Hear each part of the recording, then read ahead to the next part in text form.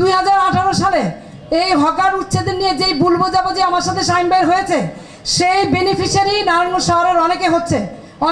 এই ভুল বোঝাবুঝির অবসান হোক। আমরা আজকে সকলে একমত হয়েছি এই শহর সুন্দর নগরী হবে। ফুটপাতের কথা জানতে চাইছেন মালিককে, মালিক নারায়ণগঞ্জ সিটি কর্পোরেশন। খবরদারি করে কে? এই শহরে যারা হকার বসেছে, তারা যারা টাকা তোলে তারা। প্রশাসন ওইটার সাথে সকলে না, প্রশাসনের কিছু ব্যক্তিত্ব থাকবেই। আমাদের মধ্যে কি ভালো খারাপ নয়? আমরা কি রাজনীতিবিদরা সবাই ভালো নাকি? টাকা কি আমরা খাই না? তো এরকম সব জায়গায় আছে, সব প্রশাসনে আছে, আপনাদের মধ্যে আছে, আমাদের মধ্যে আছে। অলরেডি আমরা অনেক কথা বলে ফেলছি। আমার কথাটা এলে এইখানে আমরা আমাদের পজিটিভ নারায়ণগঞ্জ চাই। এই পজিটিভ নারায়ণগঞ্জের জন্য আপনারা বড় ভাই প্রশাসন যেভাবে বলবেন, আমি যদি ন্যায্য হয় 100তে 100% আমি আপনাদের সাথে থাকবো। অবশ্যই আমরা ন্যায্য কথা বলে আমরা এখানে শেষ করব। আমার ব্যক্তিগত চাওয়া হলো, আমি আমাদের নারায়ণগঞ্জ আগের মতো দেখতে চাই। আমরা কোনো অবস্থাতেই নেগেটিভ নারায়ণগঞ্জ চাই না।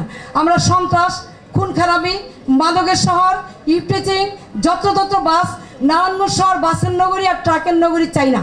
এবং আমাদের এই দুর্বলতার কারণে সব সময় সকল আপনার গোয়েন্দা সংস্থা থেকে শুরু করে সকলে বলে ওনাদের লাগালাগির জন্য কিছু করতে পারি, কিন্তু আমি তো কেউ লাগি না ভাই।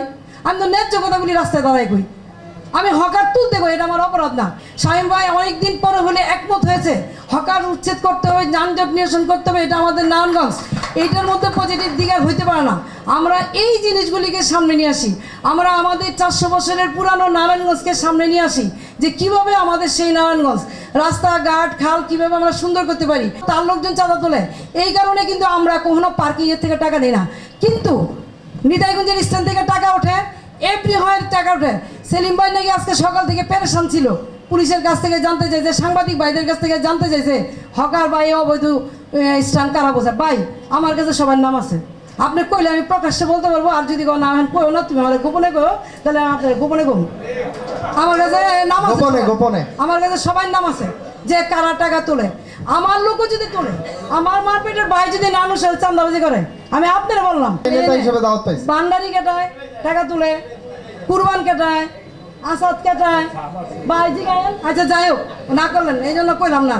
আপনারা আমাদের মাঝখানে আইবেনই না, আপনি তো সরকারের এমপ্লয়ি, আপনি গভর্নমেন্টের হয়ে কাজ করবেন। গভর্নমেন্টের যেটা যে ন্যায্য সেটা আমার ভাই হলে আমার ধরে নেবেন, আমার কর্মচারী হইলেও নেবেন, তদ্রুপভাবে শাহিন ভাইয়ের লোক যদি হয় তাইলেও নেবেন। আমি শাহিন ভাইয়ের সামনেই কই, এখানে কারো লোক থাকতে পারবে না। যদি সত্যিকার অর্থেই এত বড় কাজ করতে পারে, এই শহরের একটা ইতিহাস ঐতিহ্য, নারায়ণগঞ্জ সবচেয়ে আদি শহর বাংলাদেশের মধ্যে, সব কিছু এখানে আদি শহর।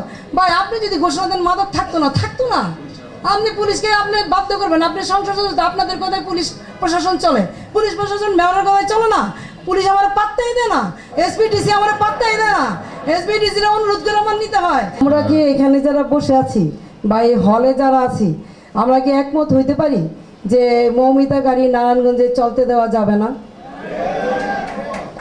আমাদের এই আমার ডাইনে ভাইয়ের দুই বড় ভাই, এখানে ডিসি সাহেব আছেন, এখানে বিভিন্ন স্টক হোল্ডার আছেন, আমরা কি একমত হইতে পারি যে শহরের যানজট রক্ষার্থে এই মৌমিতা গাড়ি, আমাদের শহরে তো আমাদের নারায়ণগঞ্জের অনেক বাস আছে, সেইগুলিরই তো আমরা অ্যাকোমোডেশন দিতে পারি না, চলতে পারে না, পুরো শহর বাসের নগরী। তাহলে কেন আরেক জায়গা থেকে আরেকজনে এসে এই বাসগুলি এইভাবে চালাবে?